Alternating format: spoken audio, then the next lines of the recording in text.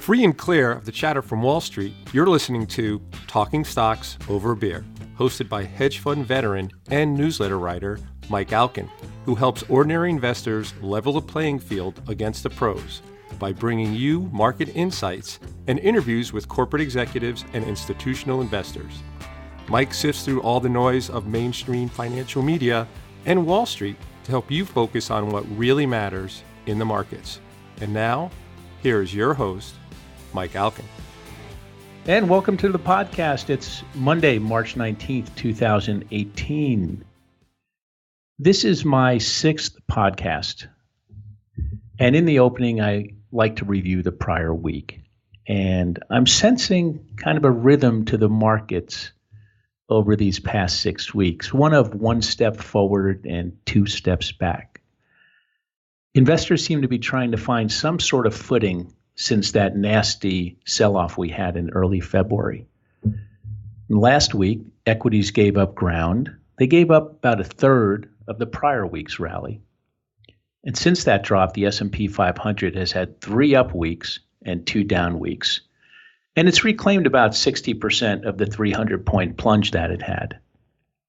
For the week, the S&P 500 lost 1.2%, and the NASDAQ and the Dow fell 1 and 1.5%. Last week's lingering concerns in the market seemed to be focused on trade wars. President Trump said he's seeking to hit China with these tariffs and the investment restrictions as early as this coming week. And the chatter was there would be about $60 billion in the initial round that's going to be targeted. And specifically going to be targeting information technology, telecom, and the consumer electronic products. And that's kind of punishment for the, quote, alleged intellectual property theft that the Americans believe the Chinese conduct. But that's just the beginning. It could certainly expand to a broader range of products.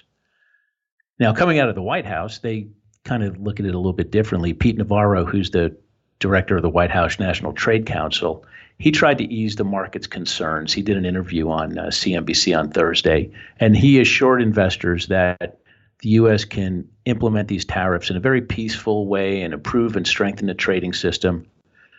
I mean, I spent time, I'm not going to go into it again if you could listen to the prior podcast, but I am very skeptical that this can be a smooth landing, but time will tell.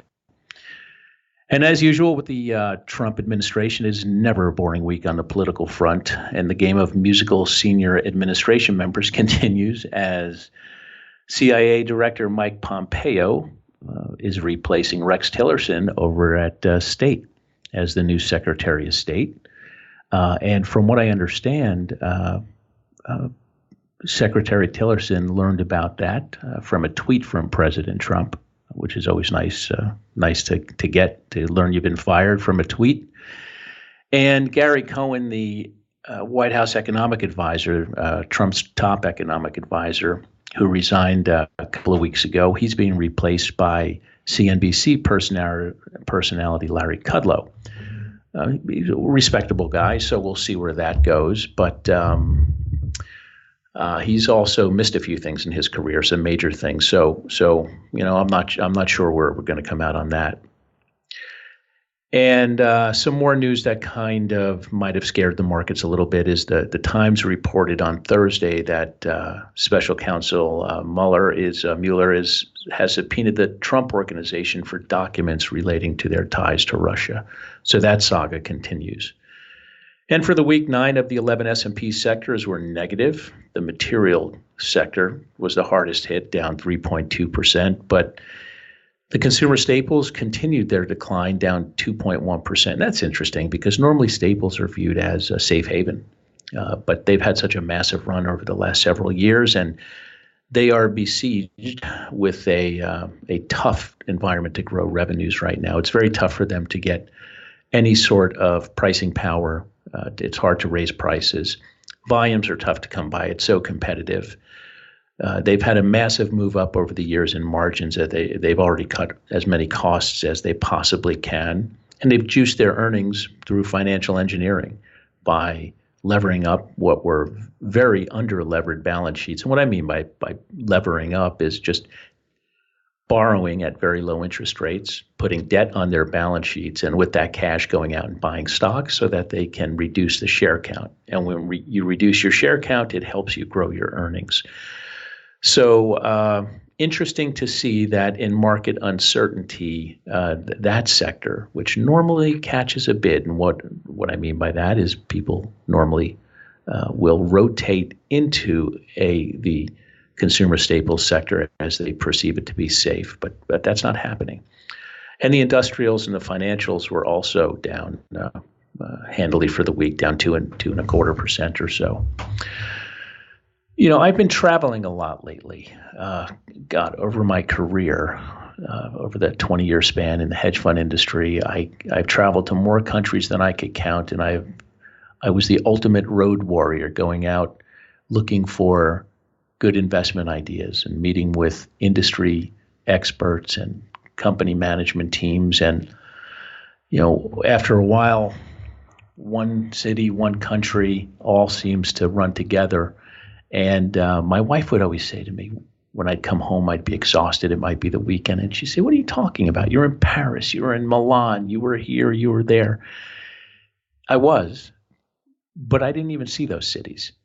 You land, you go to sleep at nighttime, you then get up, you're on a 5-hour difference. And from the moment you wake to the moment you put your head on the pillow, you're in meetings in office buildings. You're not out enjoying the city. You're not doing the tourist thing. And after a while, it does. The cities and countries all start to run together. And since I haven't been running a fund or being a partner as an analyst in the hedge fund business the last couple of years, I haven't traveled as much, but that's picking up again a lot lately. And I went back to my old stomping grounds, which I've been to. I've probably spent 2 to 3 months a year for many, many years in London. And I went back there a couple of weeks ago to visit a few people, and more than a few people. I had a bunch of meetings with folks. And I was also down in Florida this past week. And one of the things my wife will tell you, if you asked her one of her complaints about me, and the list could after 24 years start to accumulate, but I think she would probably tell you that I am sometimes not present. She jokes that I'm a little bit like the Nutty Professor, that I could be somewhere, but my mind could be a million miles away thinking about work. And after 24 years of marriage, I do subscribe to happy wife, happy life view of the world. So I agree with her on that. And on this particular point, she's right, though. I'm especially like that, though, when I'm doing these mundane things like traveling for work. You just do so much of it, it just becomes rote and routine. So I could, from the time I leave the house to the time I get to where I'm going through airports, going through security, sitting at gates, on the flights, I rarely pay attention. I'm focused on whatever I'm reading or whatever emails I'm answering, or normally work related. So I'm pretty much on autopilot until the last few weeks. And it was a bit odd. The flight to London, which is one I've taken, like I said, countless times over the years, I noticed in the gate area, I thought I might have been at the wrong gate. I've done that before, more times than I care to count. I've sat at the gate. They've called my flight. I've been so focused on whatever I'm doing. The flight's taken off, and I look up and I wonder why no one's there. This particular time, I was sitting at the gate and I didn't understand why it was so empty, and I figured it was just a late arriving crowd, but I was wrong. The flight was half full. I landed at Heathrow. I went through customs in record time. I jumped on the Heathrow Express to Paddington Station, which I do. I'd rather pay £37 for a round trip, 15-minute train ride into the heart of London than sit in a taxi cab and pay £80 or over $100 for 50 minutes of traffic. But Paddington was quiet, and I then took the cab to my hotel. And the hotel was interesting because I like to stay in the Kensington section and the UK, and I have a favorite hotel that I stay at. And while I love the hotel, one of the things that annoys me about London, while I love the city, I have many good friends there, the prices never go down. It's so expensive. The city is, whether it's a taxi ride or a restaurant or a cup of coffee, but especially the hotels, over the years, they just go up and up and up. Not this time. I was able to stay at my favorite hotel in Kensington, and they were offering deals, which I could not get my head around, and meaningful deals. So who am I to complain? I took the deal. And then my first day of meetings, I was on the 24th floor of an office building, and it had a great eye of the London Eye, and you could see the Thames, and you could also it was a great panoramic view, the way the office, it was a corner office. And one of the things I like to do when I am in any city, like I said, getting to the city, I'm not paying attention, but once I'm there, I am. I like to look at the number of cranes that I see. And I don't mean birds, I mean construction cranes. What I tend to find is that there's an inverse relationship between construction activity and the future of the economy. At peaks, we tend to see massive expansion as the developers feel flush and they could get access to money and they build like there's no tomorrow, and then the cycle turns. And what I saw in London was unlike anything I'd seen before when I was there. As far as my eye could see, and in every direction, were construction cranes. It reminded me of what I've seen recently in Toronto, which I joked recently to a friend of mine who lives up there that the Ontario province state bird is the construction crane. Now, I don't know what it means. I don't know why the flight was half full. I don't know why I soared through customs. I don't know why my hotel room was discounted. I don't know why the construction cranes are booming. But I do know over the years, what has served me really well as an investor is anecdotal evidence. You can build all the spreadsheets you want. You can read all the annual reports, all necessary, all important. But being out in the field, looking at anecdotal evidence has been the catalyst for some of my best investments over my career. Whether it was calling a top in oil in 2014 by visiting the Bakken, or calling a top in steel in 2008 by getting out into Cleveland and talking to people in the industry. You can really put a mosaic of information together. And I don't know what I'm seeing now, but I know my antenna is up. I think you know, if you've been listening to the podcast, that I am much more bearish than not. I think the market is much closer to a peak, and I think the risk reward is not attractive from the bullish side. And I start to think about what's going on. The people who are analyzing these businesses and investors who are sitting behind a desk, maybe there's stuff going on underneath the surface that is hiding in plain sight. You just kind of have to pay attention to it. I mean, we're told the global economy is humming, everything's doing great here. As I travel around the country here, I see other signs of anecdotal evidence that things may not be so great. I've talked before about me visiting random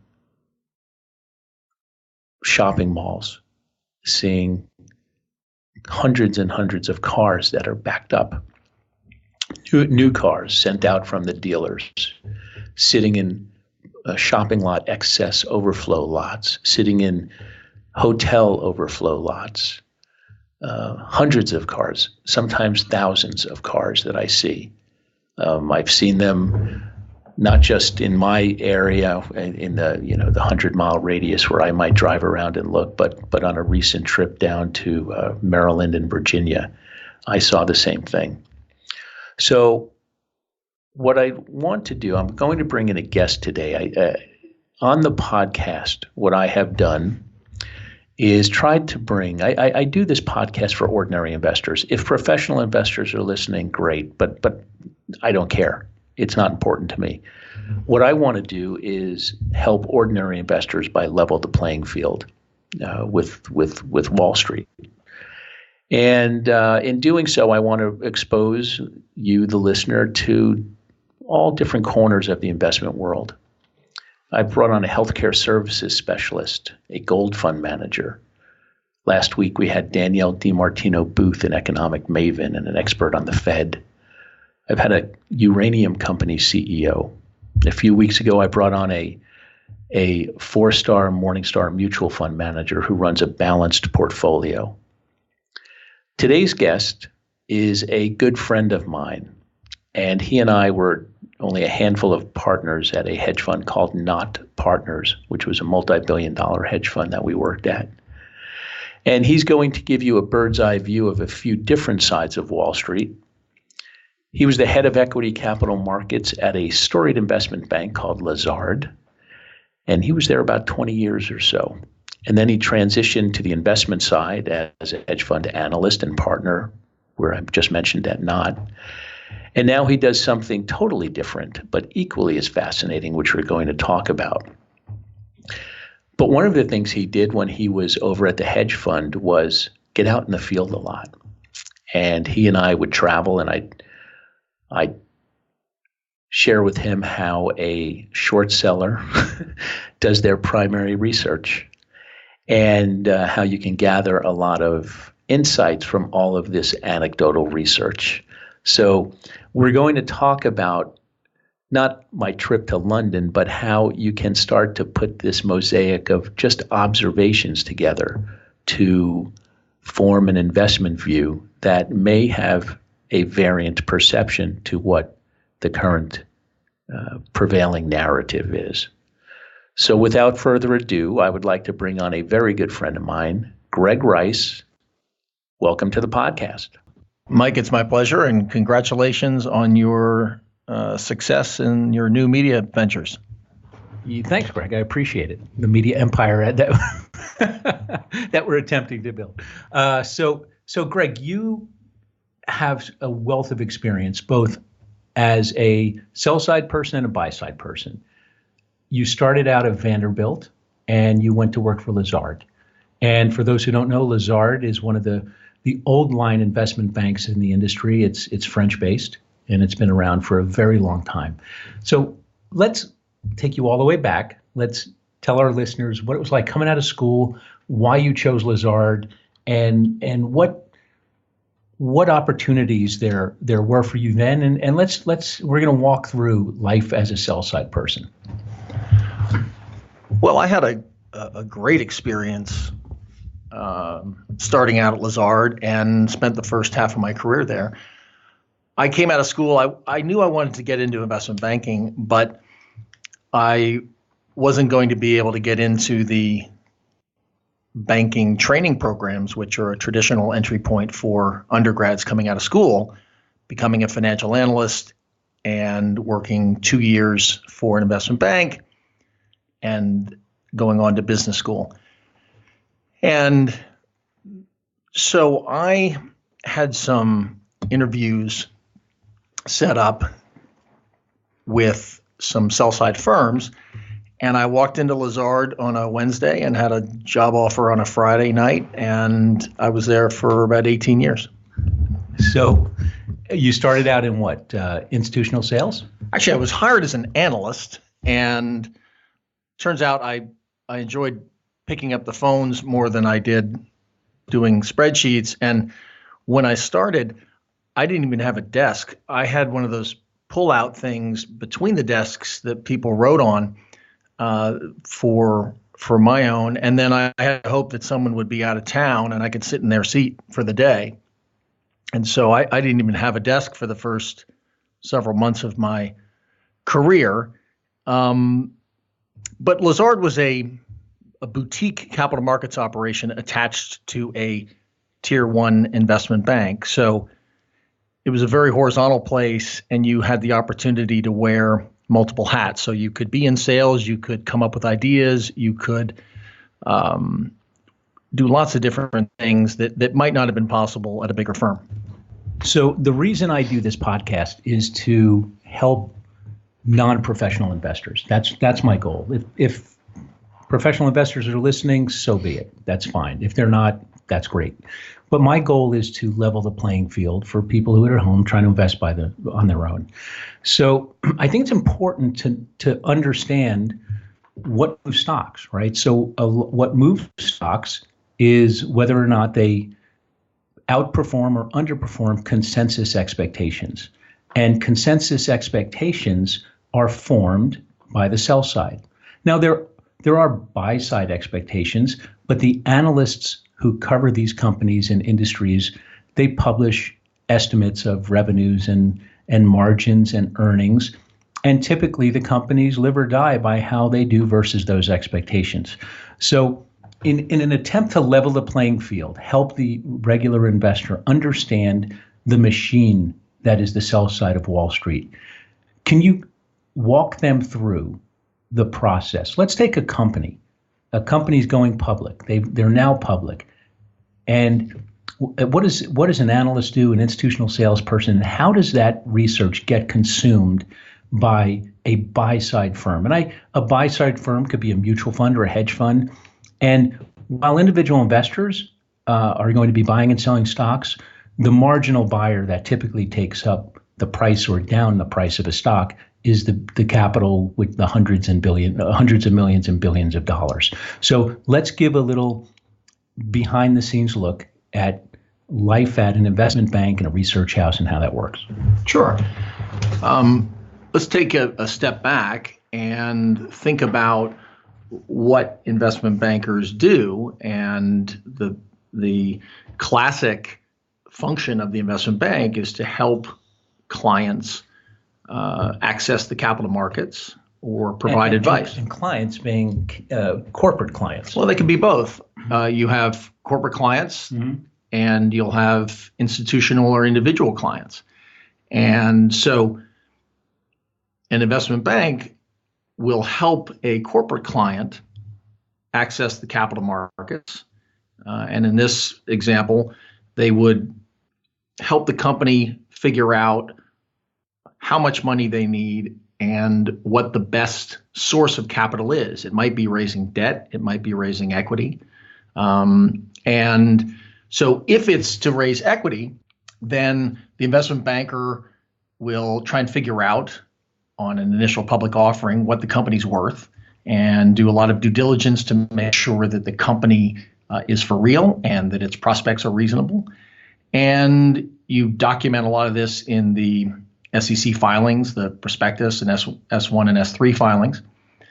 And the company goes public in a process known as an initial public offering, where institutions and individuals are gathered together. They are shown the company through a marketing process. The company spends 2 weeks on the road visiting institutions all across America and parts of Europe.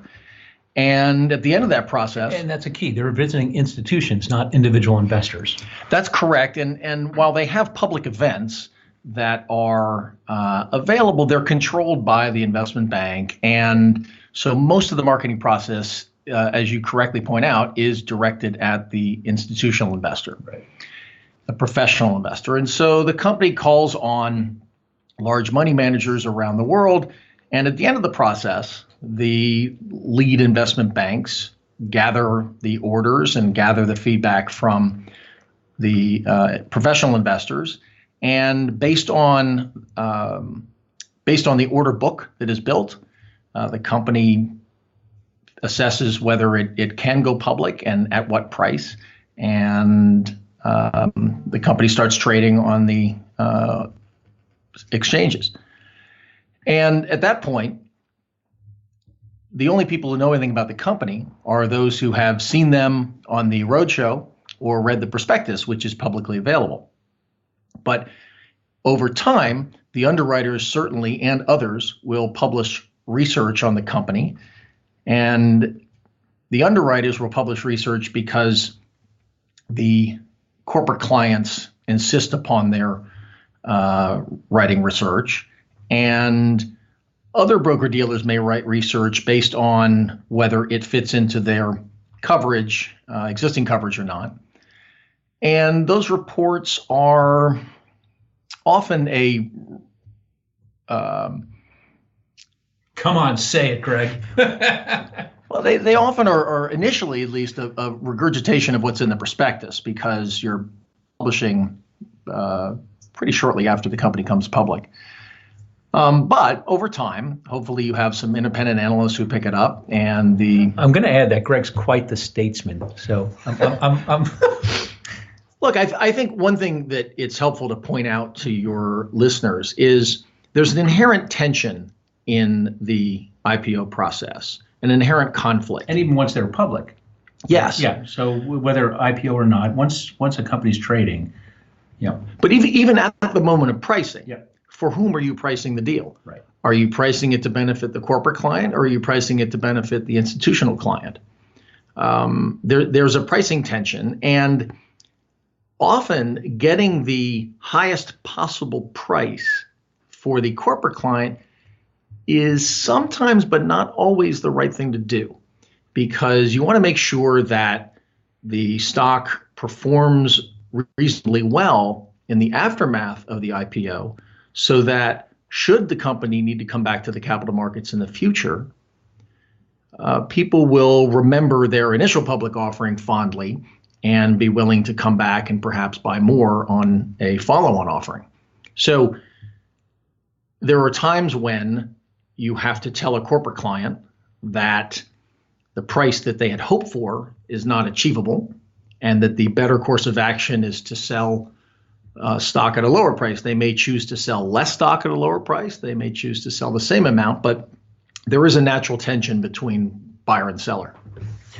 So now a company's public, it's trading, and it's covered by a research analyst at the firm who typically covers a specific sector, whatever it may be. It could be food, it could be semiconductor chips.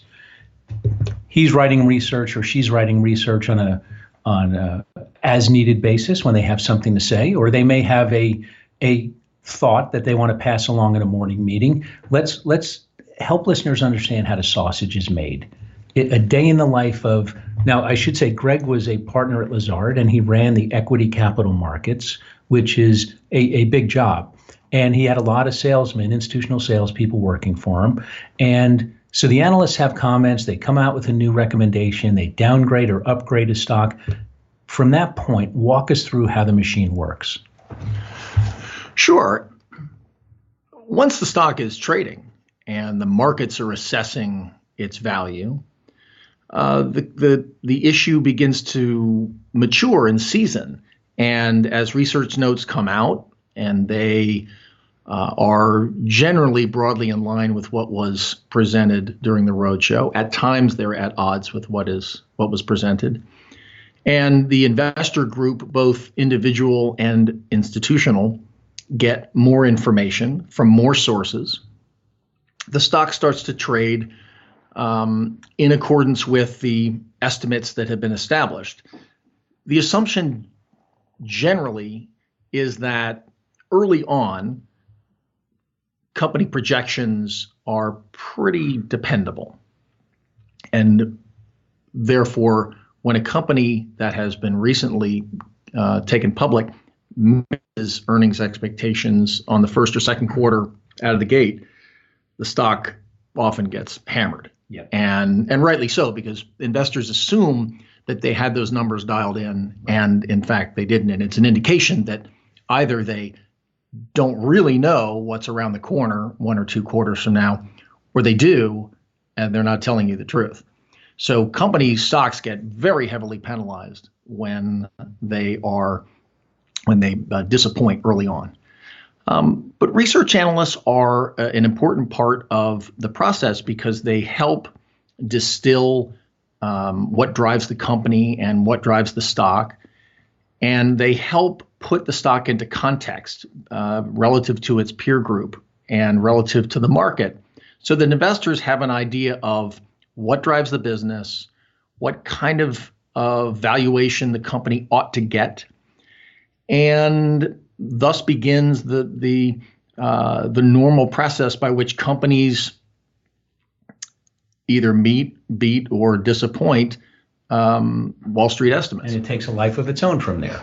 So what happens? An analyst comes out and he upgrades or downgrades a stock, or he has a thought on the company. What does your sales force do when you were there?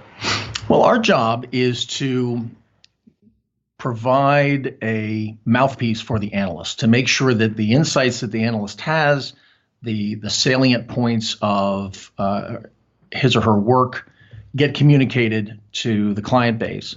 Client base being, in the case of an investment bank like that? It's going to be both institutions and individuals. In a large integrated investment bank, they will have an institutional securities business, and they'll have a wealth management business that used to be referred to as retail. And their research is distributed to both channels. And at that point, let's say that morning, an analyst will come out with an initiation report or with an update. The sales force gathers in a morning meeting that starts at 7 a.m. or 7:30, and the research updates are provided in that meeting to all the sales force and the sales traders. The research salesmen cover portfolio managers and analysts on the buy side, and they keep them up to speed with the brokerage firm's thinking. And sales traders keep the trading desks, those the people who on the buy side execute the orders for the portfolio managers. Is there a counterpart on the other side? Yes. Yeah. And so they keep them informed, and the analyst reviews the company, reviews what's important about their note, reviews why it might be different than consensus, what else is already out there. That's rare. Can be. And the sales force does its best job to communicate that to clients. So one of the things, Greg and I have to give you a little story before we go further. So Greg and I met at a firm called Not Partners, and I was a partner there, and I had been in the hedge fund business, 13, 14 years by that time. And to give you a little insight into I think we were $3.5–4 billion at the time that Greg joined. And at a hedge fund, these aren't, some of them are. I mean, some of the biggest ones, you go to work in a suit and tie if you want to. Many guys just go dressed casually. But many times you just go in and you go in shorts, you go in jeans. Your focus is to generate as much profits for your investors that you can. It's not a beauty contest. It really is. The walls are silent. Anything you see on TV, if you're watching Billions on Showtime, that's rare. These are just very quiet offices with a lot of spreadsheets on Microsoft Excel up on guys' desks, and a handful of meetings once in a while that are very casual, and you talk about your stock ideas. So Greg joined us because he was friendly with David Knott, and Greg was switching from the sell side to the buy side, and he was coming in as our chief operating officer, and he was also going to learn the buy side investment process and coming in as a partner. And on the sell side, it's a lot of it is content that you have to deliver, but a lot of it is image and how you present yourself. So these guys go to work very well dressed. They're very well polished. They're entertaining clients, and they really are. They're very, very, for the most part, sophisticated folks. So Greg comes into the office. He takes his drive out to Long Island, where our office was, and the fund had been in existence for well over 20 years at the time. I had been there for a few years, and we overlooked a storage unit It was not the. It was not. We didn't really particularly care. I mean, it was a nice office, but it was in the burbs. And Greg had come from Midtown Manhattan and spacious office and running a big team. And here he came to a firm with maybe 20 people, maybe. And he showed up, and I may have been wearing sweatpants that day or not. I'm not sure. My other partners may have been wearing shorts.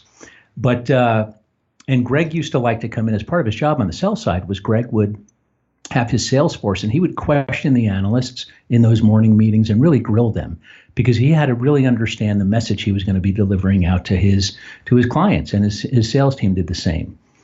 Well, here came this new guy in a probably, I don't know, a $2,000 suit, which was more than my entire wardrobe I would expect at the time.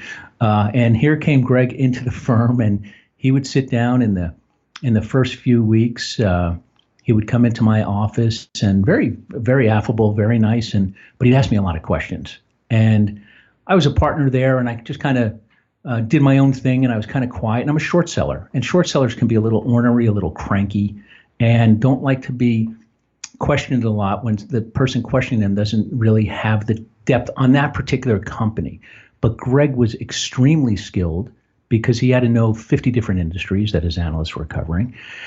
And Greg would come into my office and he'd say, "What are you working on?" And I'm just trying to learn. And I'd give him 2 minutes of my time, and then he'd keep drilling down on questions. And I gave him 2 minutes of my time, and I didn't want to give him more than 5 minutes of my time. But he would keep going and keep going. And so finally, it was starting to wear me out. And now to see Greg, and yeah, you'll see a picture of it where we put it up on the website. He's a dapper guy. He looks like Steve Martin. He's very dapper. He's tall. He's 6'3", very well dressed. And he reminded me of Lewis Winthorpe from Trading Places. And so after one night, we were sitting around late at the office. He had probably been there for a month or so. And he was just kept asking me all these questions. And I finally said, "Would you please shut up? You're driving me crazy. You come from the sell side. You think you know what you're talking about." And I went off on him. And from that day, forged what is a really great friendship for many, many years. I call him Winthorpe. I call him Thorpe because to know us, it's kind of like the Odd Couple. He's very erudite. He's very sophisticated. He's dressed very well. And I'm dressed like a schlub. I mean, that's just my thing. I wear jeans. My wife's not happy with it, but you know what it is? It's just not important to me. I wear an $18 watch. It might be $20 now if you bought it new. But so anyway, so to go back, so Greg, now you're taking this information, you're going out to the buy side with it, and the analysts. One of the things I see a lot. I'm on Twitter a lot. I get asked a lot of questions from people. I get emails. I get phone calls. The analyst at such and such firm just raised his rating. He just lowered his rating. He just raised his price target. To me, that doesn't mean really that much because I'm a big power of incentives guy, and I always kind of want to understand what the incentives of people are. And so over the years, and it's changed, I'm going to have Greg talk about the changes that have occurred. But over the years, I kind of viewed the sell side as a source to get up to speed quickly on an industry because they only cover one industry at a time. And if you're a generalist, you want to get up to speed. But I didn't put much stock and weight into their price targets or how they arrived at them because their job is different than the buy side to some regard in terms of both the ability to go out and do different types of research and incentives. So Greg, when an analyst is upgrading or downgrading a stock, if he's really negative on a stock and I see he goes to neutral, why did he do that? And talk about what the old system used to be like and what the new system is like when it comes to how analysts are compensated and how that works. At Thorpe. What Michael really said was once I submitted to him, then we got along famously. Exactly. It's hard to look at a hockey player and not feel a little scared. And when you get under his skin, it's a problem. So I learned my lesson and no more questions. No, you can ask questions, but I just at the right time. At the right time. If you look back over the years, Wall Street research really was focused on publishing reports that were generally positive constructive towards the investment banking corporate clients about which they were written. But there were investment boutiques like DLJ, which didn't do a lot of financing in the early days, that were publishing independent research and were known to cater to institutional and individual clients and put their interests first. But the modern investment bank that's dealing with large corporations that are financing their businesses in the equity markets are relatively mercenary, were about how they devote resources to in research to their clients. And so in the old days, equity research was largely provided as a service to the corporate client and a helpful service to the institutional client. And Elliot Spitzer changed all that and essentially he was the Attorney General and Governor of New York.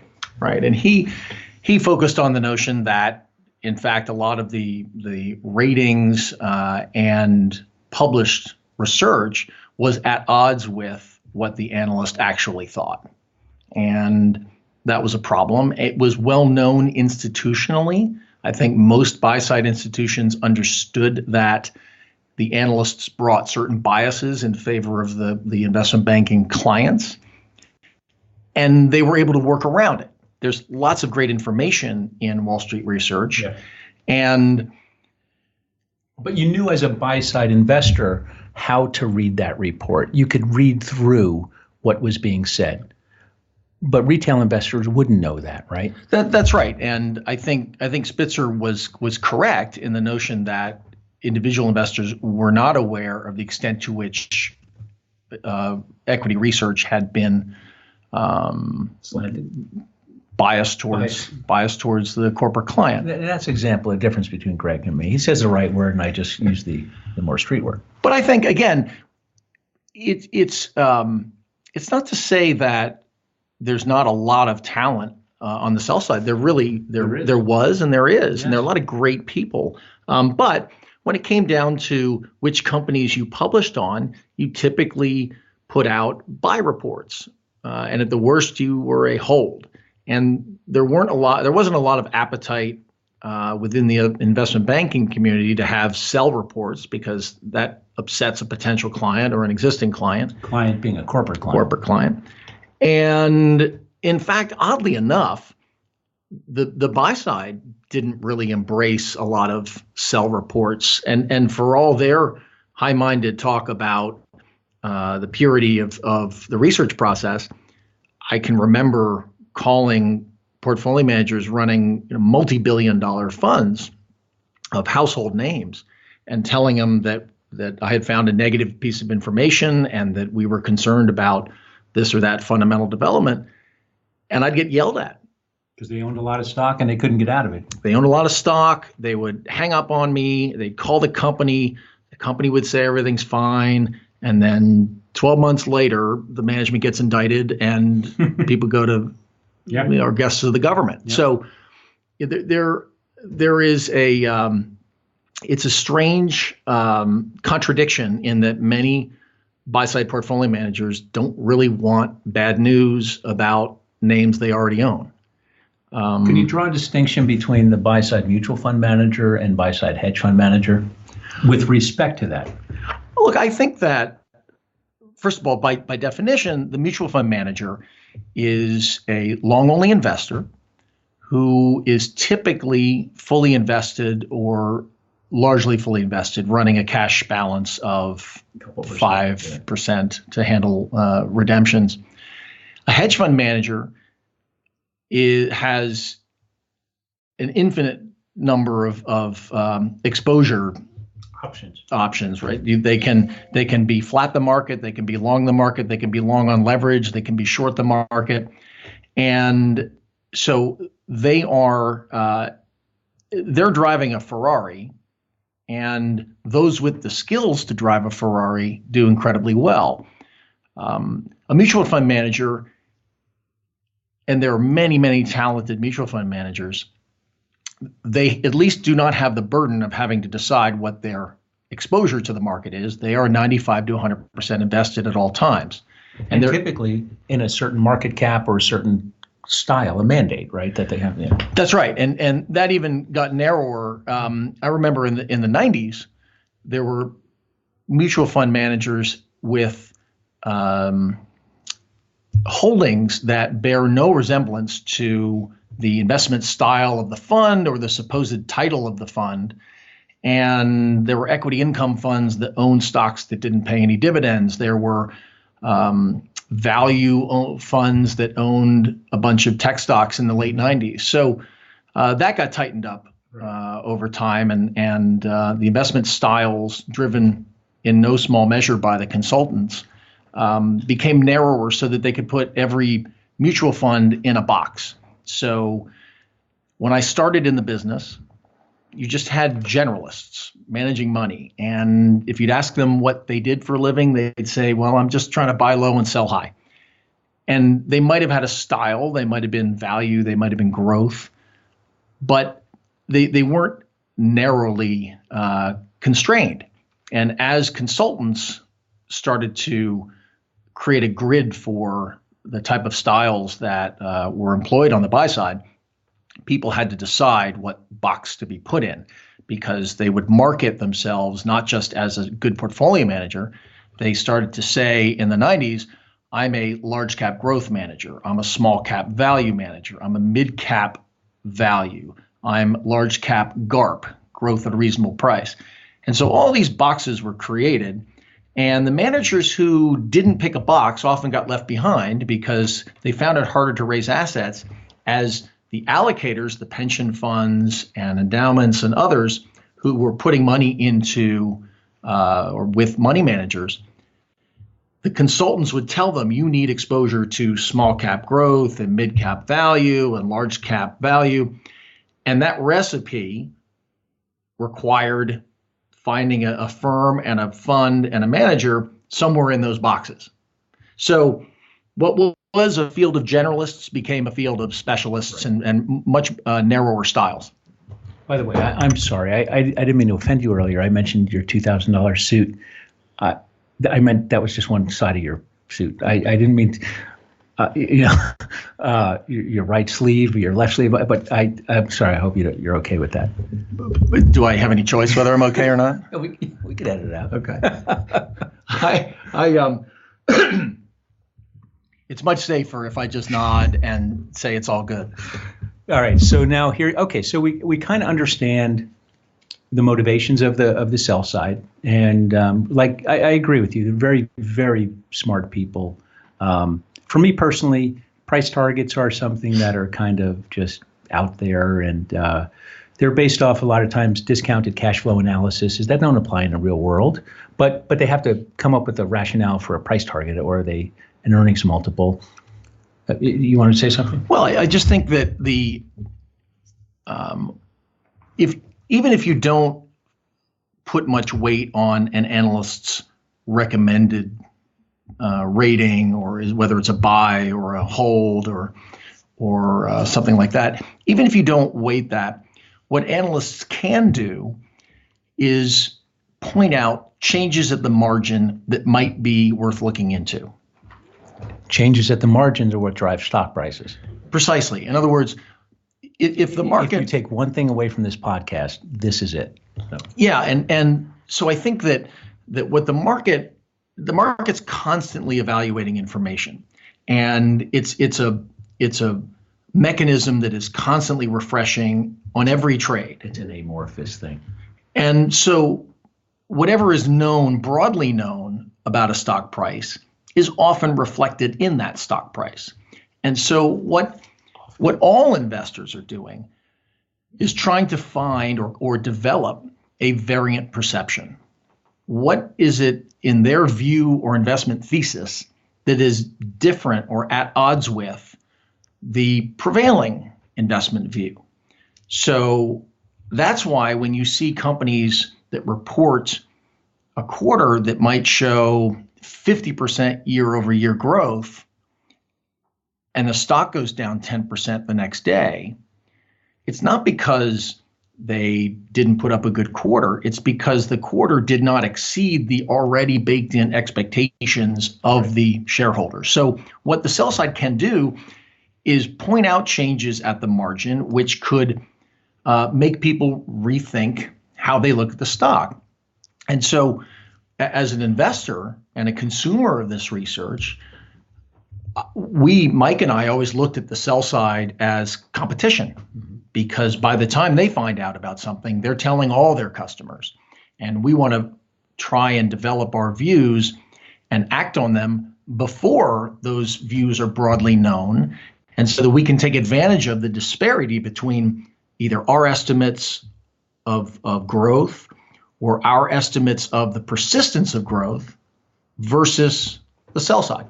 And this, what I'm going to bring up now, I think, in addition to Greg pointing out variant perception and changes at the margin, the next thing I think is one of the most important things for investors to understand is how those estimates are derived. So way more often than not, the sell side analyst is forming his estimates based on guidance given from the company. And that guidance is given during conference calls, at conference presentations, earnings reporting calls.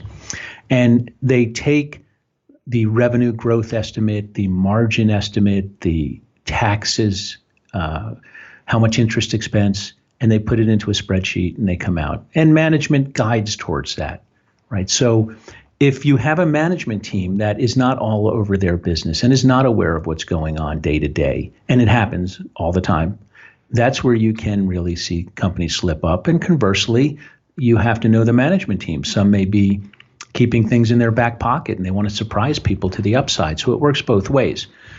But that's how a sell side analyst forms his estimates. And oftentimes, it doesn't behoove a sell side analyst to be out there on an island by himself, to come way against consensus. There's comfort in crowds, because if you're wrong, it could cost you your job. So we're going to transition now, because I want Greg to walk you through his transition from the sell side to the buy side, and how a buy side analyst derives at their estimates. And I think like Greg, we should talk about our trip to Cleveland in 2008, because I think that's a great way to talk about how we were able to get a variant perception. So to your point about the sell side and the process of coming up with estimates, in the old days, a sell side analyst would develop a model, and it was an iterative process with the management. The analyst would send the model to the CFO, and the CFO would point out which numbers were too high and which numbers were too low. And in the end, it was driven largely by what the company wanted to put out there in terms of its own expectations, plus some of the analysts' work independent of that. But it's remarkable how closely packed all the estimates were in the old days, within pennies a share on very complicated companies. And that's because the information really was coming from mostly one source. And the analyst's job is so packed during the day with talking to institutional clients, to talking to corporate clients, the companies you're covering, that they don't really have the time to go out into the field and dig up their own information, right? I mean, it's building models. It's talking 8 hours a day to institutional portfolio managers and companies. So what time is left to go do your own work? Yeah, I think for a large integrated investment bank, the analyst does spend a lot of time marketing, and the analyst is used to help attract, certainly in the past was used to help attract investment banking business through their knowledge of the industry and their institutional contacts and following. But you're right, they've got a lot on their plate, and so they can't spend all of their time focusing on doing research. Now they have teams of people that help write their reports. They have teams of people that help model, junior analysts that work for them. Often junior who might miss the nuances. Absolutely. But they often have very good teams. Yes. Now, there are more independent firms that do less financing, less investment banking, where they might hire senior people out of industry, like a Sanford Bernstein, Alliance Bernstein now, which has a very well-respected research product and largely independent of the banking process. And there are any number of boutiques that have the just right research, and they focus on coming up with their own numbers. But I will tell you that in the old days, it was all coming from the CFO, and the analyst would add a touch here or there. And to Mike's point, part of the reason was there's very little incentive to drive a wedge between the analyst and the corporate client by having vastly different numbers. If your numbers are too high and they're not met, it makes the company look bad because they missed your number. If your numbers are too low, then it makes people doubt the company's ability to execute. So the analyst had a tough job dealing with the corporate clients and the natural tension. Likewise, buy-side investors also in the old days wanted access to managements. Companies would come around and visit with all the big mutual funds on non-deal roadshows where they would just call on institutional managers and give them an update on the company in a 45-minute meeting.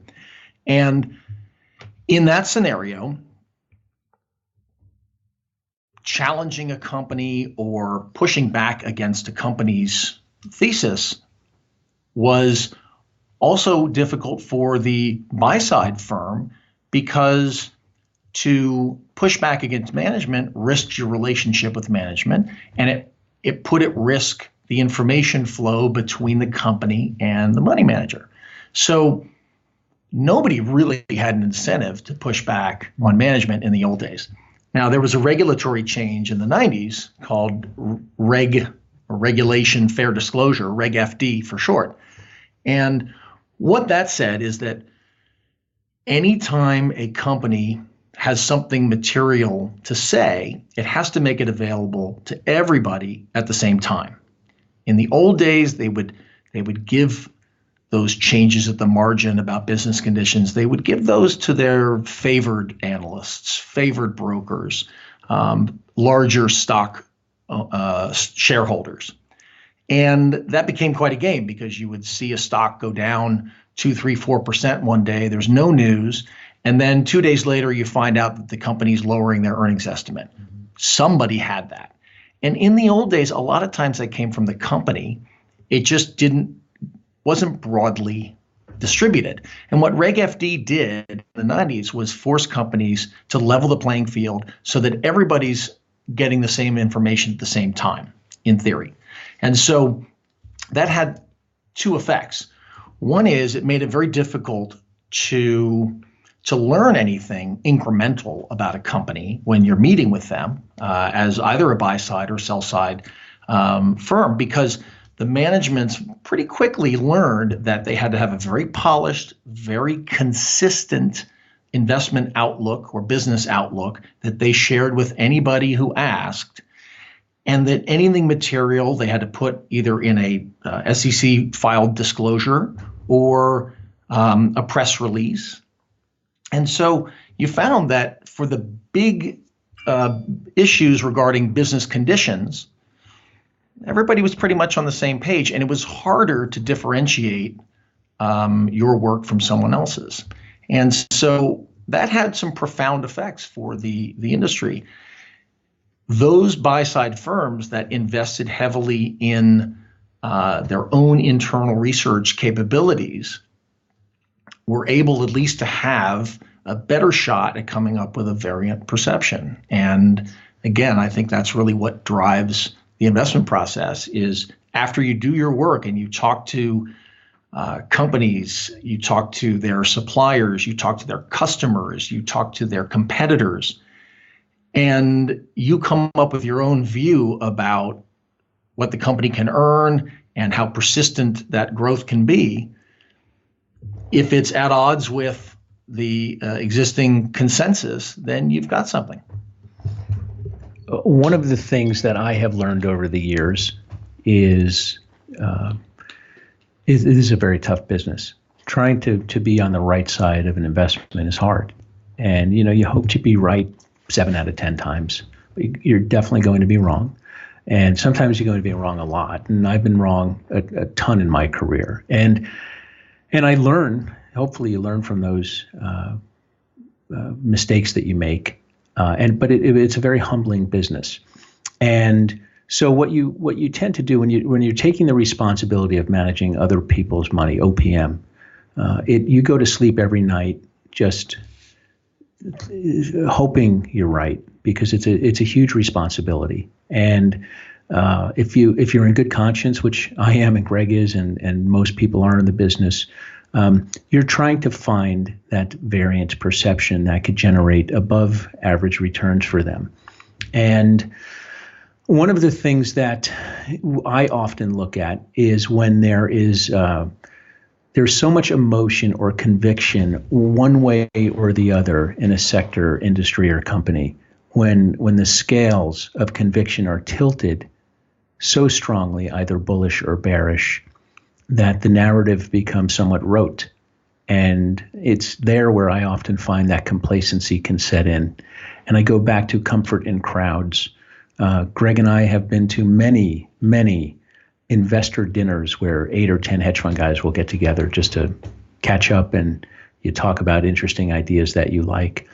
And I call it the head bob, when somebody's pitching an investment idea and everyone at the table saying, yep, absolutely. Makes me wonder, because I think a lot of that's priced into the stock. Greg and I in 2008 were looking for ideas long and short. And one of the areas we saw that kind of made us scratch our heads, and I have a lot more hair than Greg does. One of the things that made us scratch our head was in the steel industry. Because one of the things I've learned over the years is industries, unless there's some real disruption, technological revolution going on in an industry, especially a cyclical industry, it's supply and demand, right? Things don't really, if things get too far going in one direction or another, and you really can't get your head around it, there may just be some unusual dynamic that's occurring. Well, we saw the steel industry doing things that we had never seen before, and we went back and looked through history, and that got us curious. So, Greg, why don't you take it from there and share with investors or our listeners what happened there? Sure. The steel industry was going through some very interesting pricing dynamics in 2008. A ton of cold rolled steel used to trade at $300 a ton. And then by the beginning of 2008, it was at $600 a ton. And by the summer of 2008, it was $1,260 a ton, if I recall correctly. And so this was an unusual move, and we wanted to understand whether it was fundamentally supported by supply and demand, or whether it was going to prove to be temporary. And at the time, the sell side, the analysts, were very bullish. Very bullish, and indeed the companies were putting up very good numbers. Business conditions were excellent. Pricing was, as I say, through the roof. And in steel, it's largely for an integrated mill that's using iron ore and the raw components of coke that go into steel. They had access in most cases to their own iron ore supply. And so when prices jumped like that, they were making a ton of money. The marginal pricer in the business is the mini mill. And the reason that the mini mill sets the marginal price is that their input goes up and down with the cycle. Explain a mini mill. A mini mill is, instead of an integrated mill, melts iron ore and coke and other components into steel and pours it into various shapes. A mini mill uses basically an electric arc and melts scrap. And it takes scrap from scrap dealers. It melts it And by sticking these giant electrodes into a pot and create an electrical arc between them. And eventually the steel melts and it's reused. It's the ultimate recycling of steel. And whether it's a washer dryer or a school bus or an old car, that steel gets recycled and ultimately sold to a mini mill, which uses an electric arc furnace. And so the price of scrap had surged. And so the mini mills, in order to make money, had to raise their prices. And the integrated mills followed right along. So prices were elevated, and we decamped to Cleveland to figure out whether that was sustainable or not. Well, I mentioned Reg FD. Reg FD binds public companies to the standard of releasing information at the same time to all of its stakeholders publicly. But when you speak to a private company in a business, they're not bound by Reg FD. So we set off for Cleveland to speak to a series of private companies who were distributors, traders, fabricators, some mills, and scrap dealers in order to get some unadulterated views about where we were in the cycle. Were we in the third inning or were we in the top of the ninth? And Greg was like a kid in a candy store. I think after all those years on the sell side, this was his first big field trip, right? He was very excited to be doing this as a buy-side analyst. Because the great thing about managing money is your grades are on a piece of paper every day. So it's not about your haircut or your suits. It's about getting the right answer. And so off we went to Cleveland, and we had a dozen meetings over 2 days or 3 days with private companies who could tell us anything they wanted to tell us.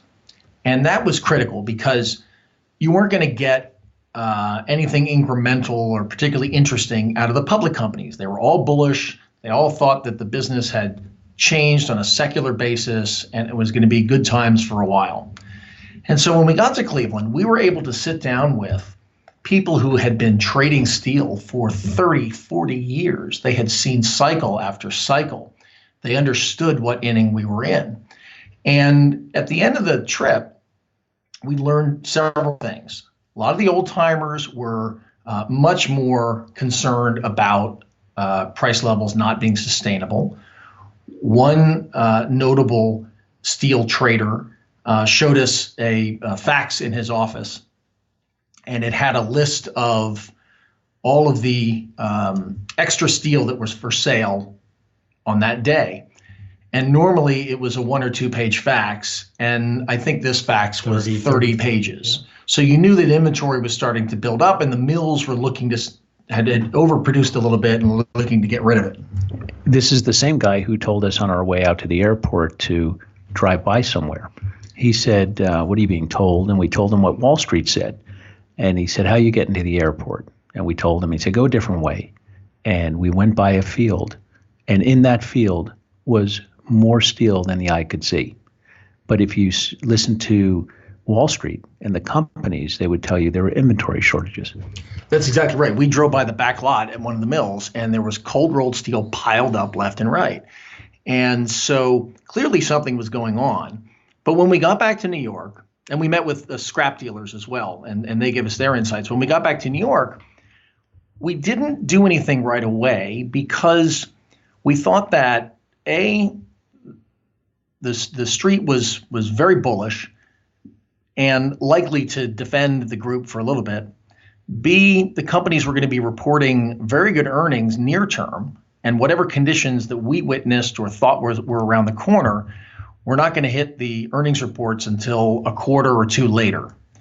And so we kind of sat on it for a couple of weeks. But we kept up our conversations with our contacts. And we were on a phone call with a scrap dealer contact of ours. Now, this guy was 30-something-year-old scrap dealer in Cleveland. He looked like Guy Fieri from the Food Channel. And he had the crazy shirts and didn't look like a Wall Street guy for sure. Thank God. Yeah, but he was incredibly insightful. And I remember thinking, these guys don't look polished, but they really understand their business. They really have a good pulse on what drives scrap prices. And we knew we wanted to keep in touch with them. You could say it. They look like me. I don't know if they played hockey, but they were remarkable in their depth of knowledge about the scrap business. And so we knew we wanted to keep in touch with them. And so we had a series of phone calls back and forth. What's the latest? How are business conditions developing? And one day we're on the phone with these scrap guys. And I remember asking them, why did you go into scrap? What was so interesting about the scrap business? And they gave a great answer. They said, well, we saw all of our really smart friends going to work on Wall Street, and we thought, why would we want to compete against them? Yep. And so they went into a business where they didn't think the competition was going to be as sharp as they knew they were. And they were right. So in the course of these conversations, they said something really odd. They said, did you hear about the Gerdau shipment? Gerdau is a South American steel company. And we said, no, what do you mean? Well, the United States has a deep reservoir of scrap. There's lots of scrap. There's washer and dryers. There's used cars. There are school buses in the woods. There are all sorts of things that end up in a scrapyard. And we have more scrap than we need. The emerging world, interestingly, does not have a deep reservoir of scrap because they're relatively young economies. And so in order for them to make steel locally, they either have to build an integrated mill or they build an electric arc furnace or a mini mill. It's far more cost effective to build a mini mill, but you need scrap to be able to feed the mini mill, melt it down, and create new steel. So they buy that scrap from the United States. China buys scrap, the Middle East buys scrap, and at the time, the Turkish mini mills were buying a ton of scrap from the U.S. East Coast. And so scrap dealers would fill these boats full of scrap that's been shredded in their machines. They would send it across the Atlantic Ocean to Turkey.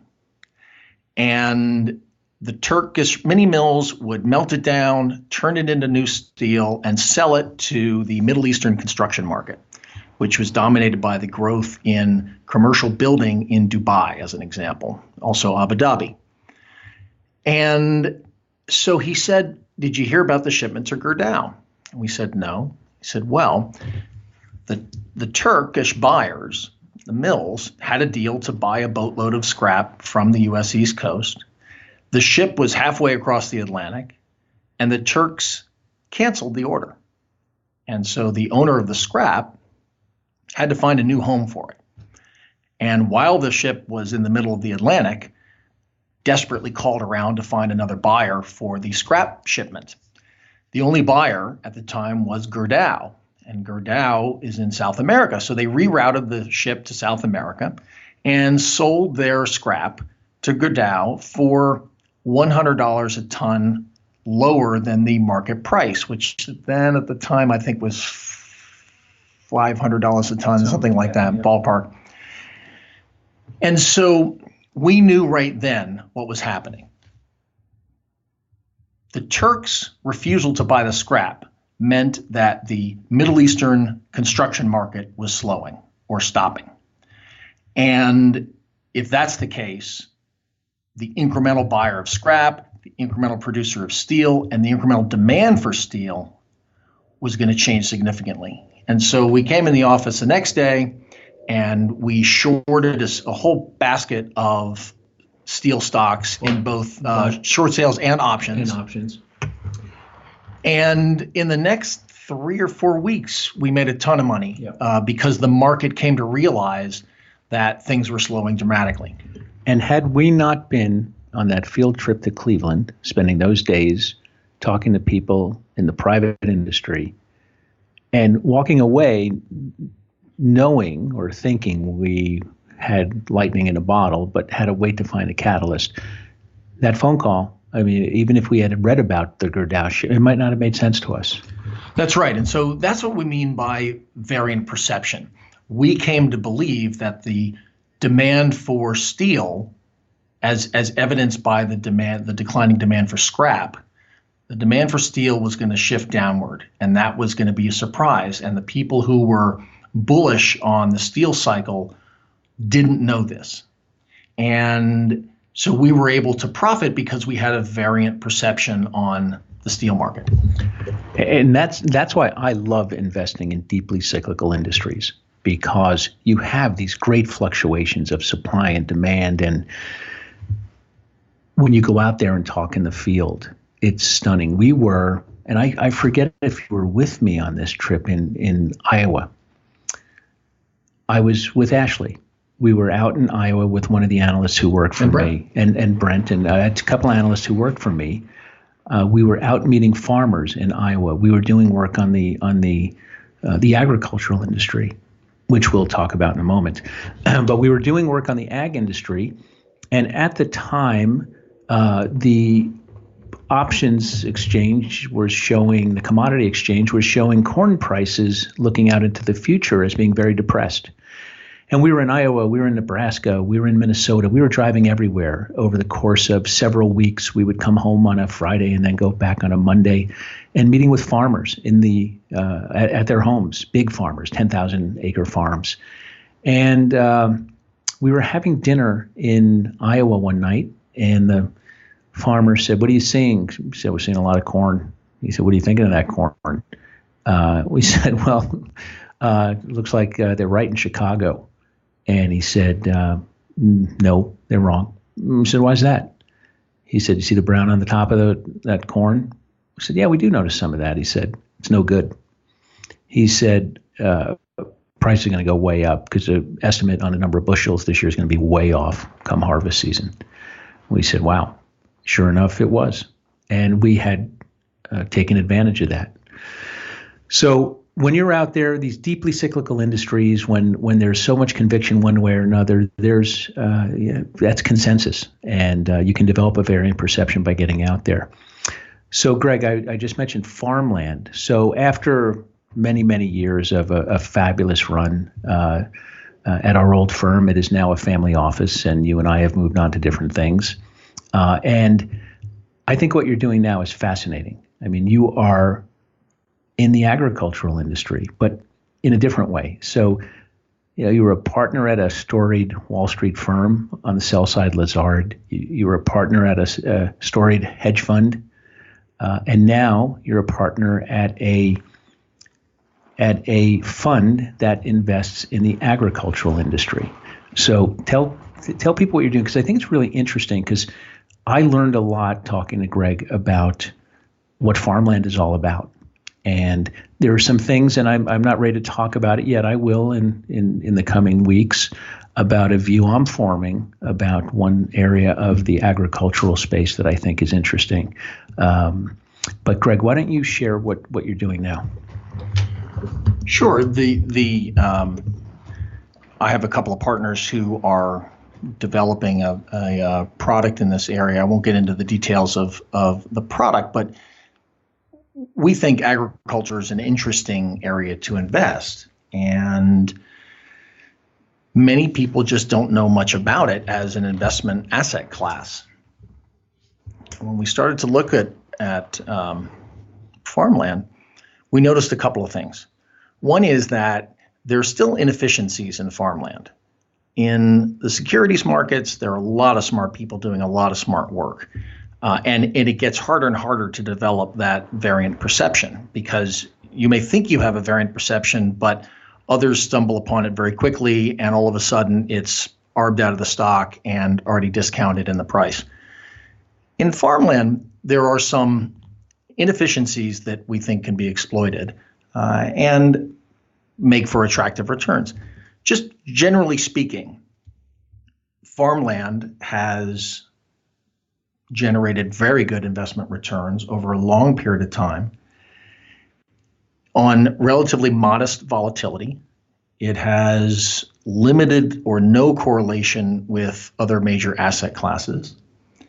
And it's both defensive in nature, and it also has some gearing with inflation. And so it blew me away, by the way, because when I thought of farmland, you think of Sissy Spacek in the old movie, right? When people were losing their farms and, obviously it's recovered, but I didn't realize how well it has performed.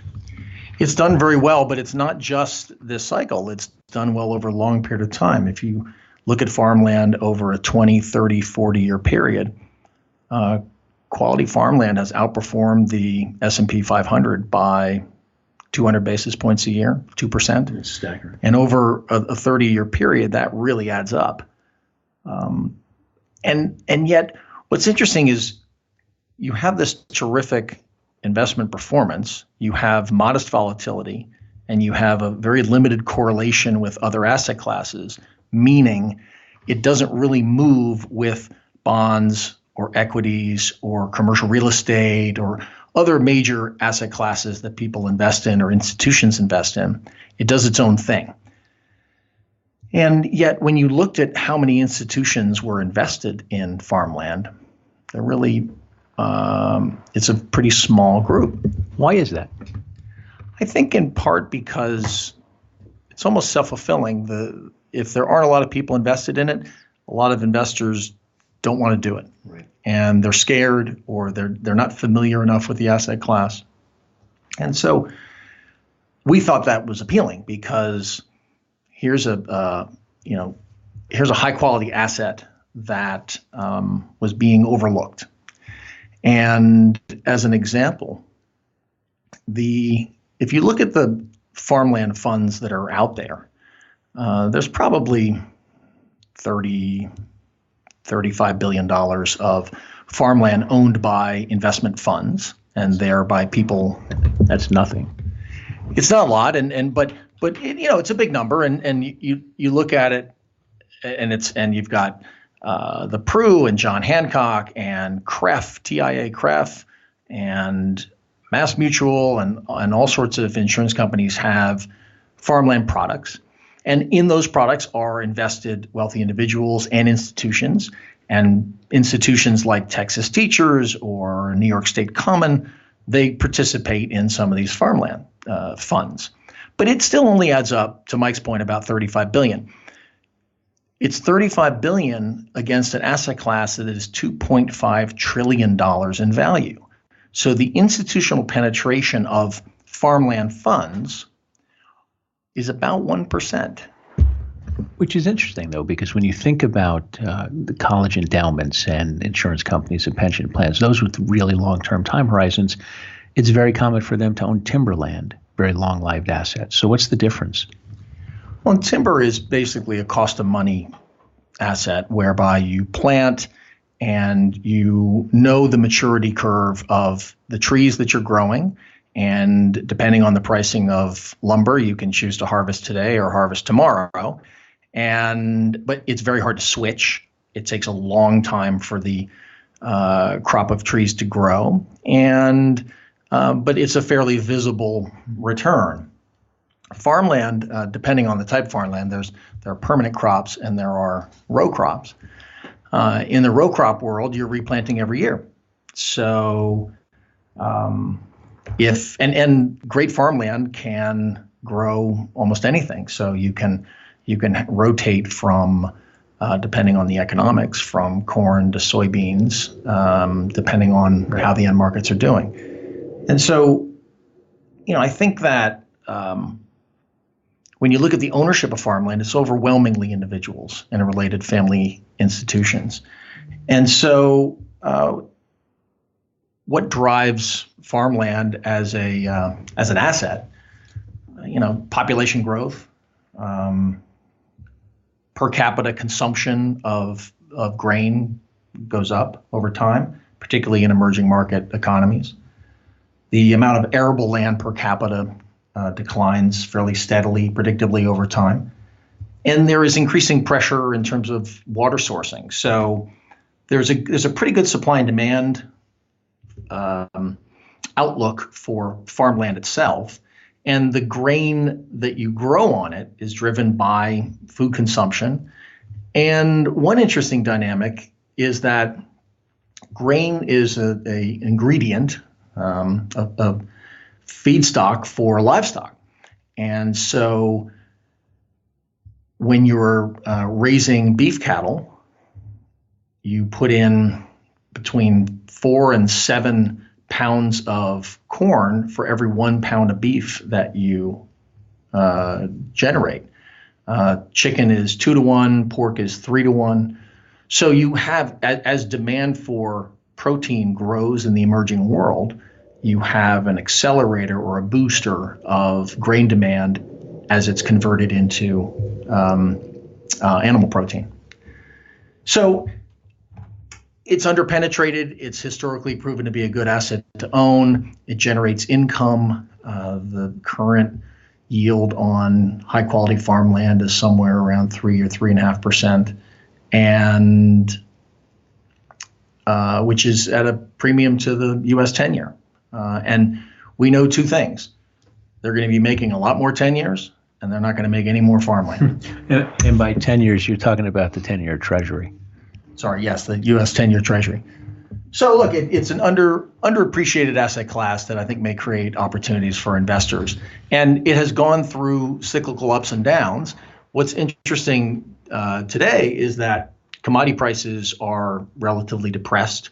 If you look at a chart of the S&P versus the Commodity Research Bureau's commodity index, we're at an all-time or cyclical low. And so if inflation comes back, what happens? Well, if commodity prices go up, then growing the commodity becomes more profitable. If that's more profitable, you can charge higher rent as the landowner. And that makes the land more valuable if you can charge more rent. And so if you get a resurgence in commodity inflation, it should benefit farmland over time. And so you have some protection in being able to renegotiate your tenant leases every year. You have the ability to renegotiate those up should you see better rents ahead. We're going to play rapid fire here for a second. I'm going to put you on the spot. Favorite professional investor? Michael Alkin. Doesn't count.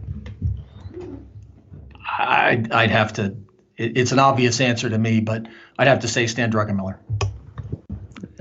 Tell listeners who that is.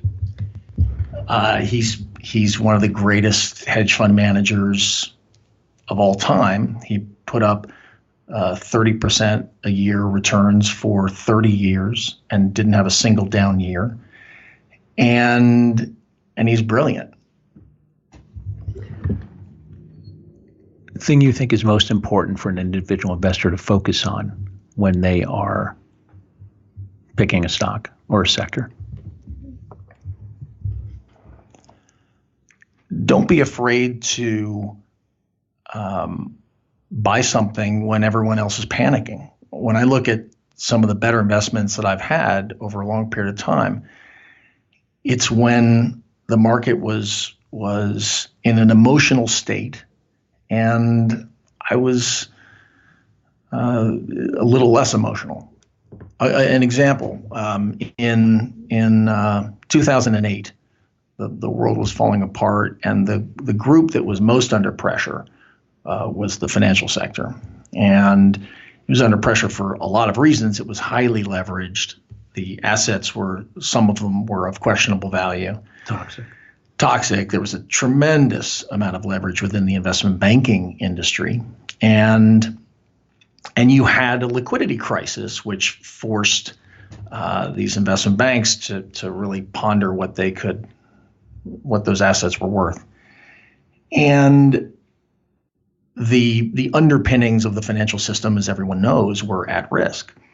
Well, most commercial banks take commercial lending risk. Everybody from J.P. Morgan to Wells Fargo to Comerica to pick your bank, they're extending loans to companies and to individuals, and whether those are mortgages or those are corporate loans, there's exposure, and they may be able to sell them, but they have a balance sheet and they're exposed.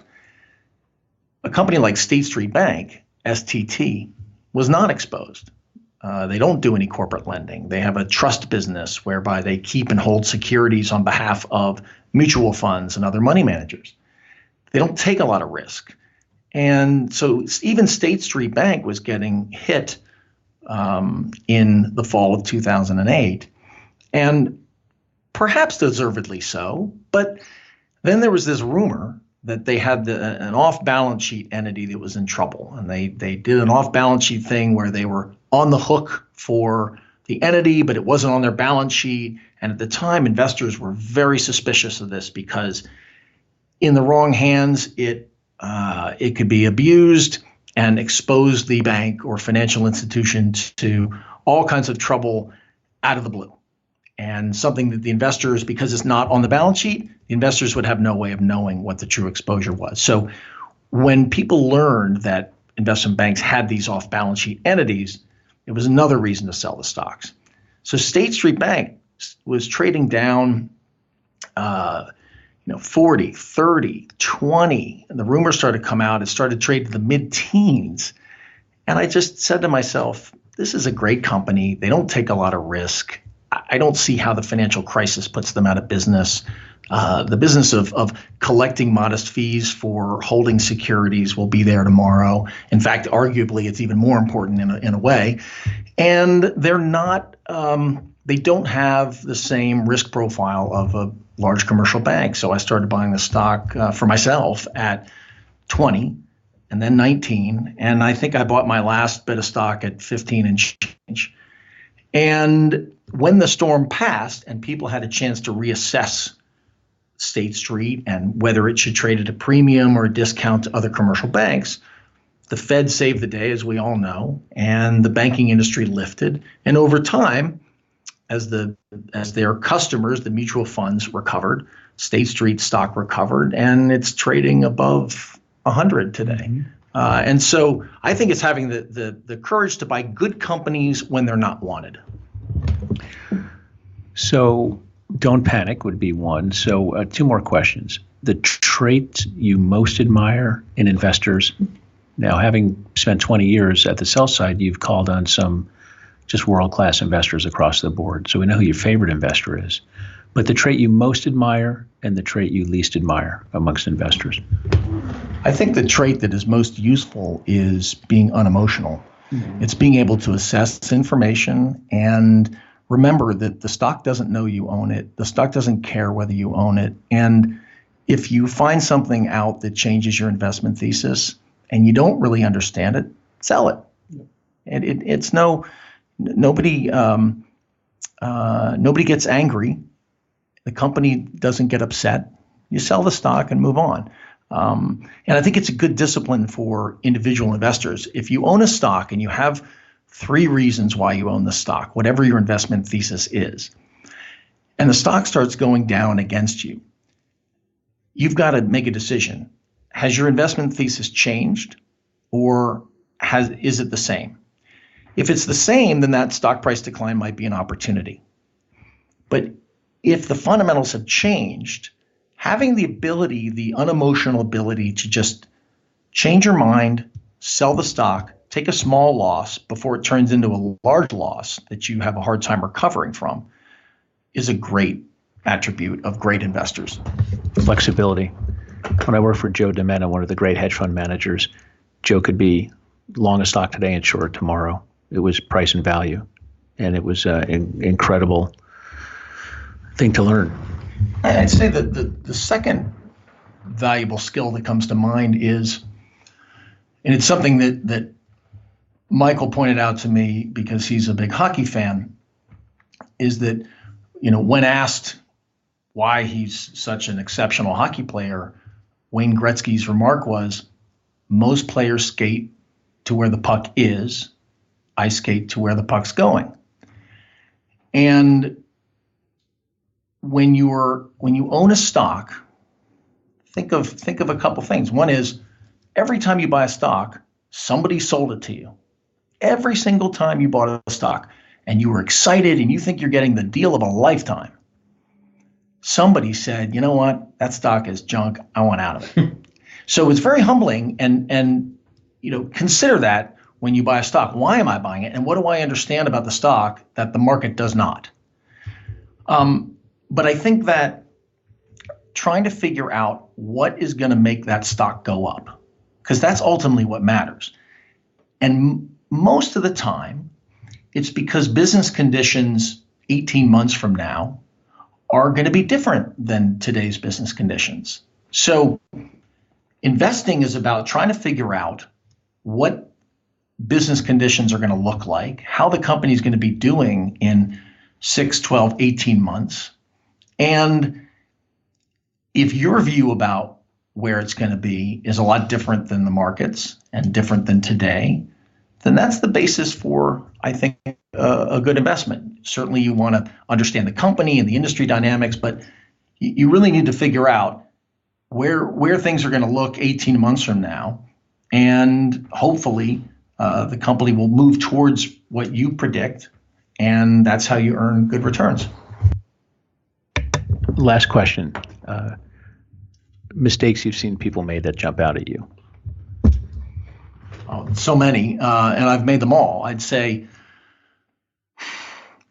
it's the analog of what I was saying, which is you become emotional about a stock, you dig your heels in, and you can't be objective about a change in the investment thesis, a deterioration in the fundamentals, and you buy it for reasons 1, 2, 3. Reasons 1 and 2 go away, and you invent reasons 4 and 5. So now you own it for 3, 4, 5, not 1, 2, 3. And so not having the ability to sell unemotionally and walk away is a terrible trait. Mr. Rice, I can't thank you enough. It's been a lot of fun. The name of the podcast is Talking Stocks Over a Beer. When somebody's in studio, I like to have a beer with them, but you don't drink beer. You're more of a wine guy. So I don't know. You can have a cider.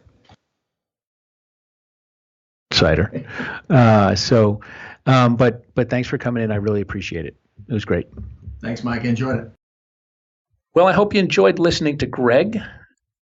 That was the education segment.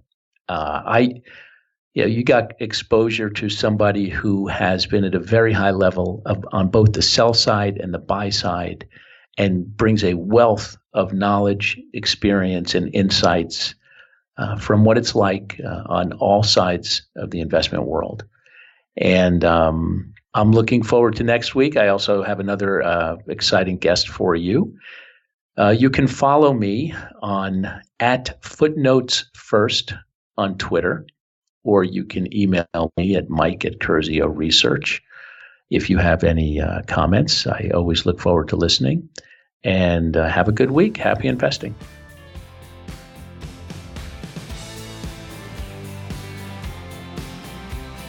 The information presented on Talking Stocks Over a Beer is the opinion of its hosts and guests.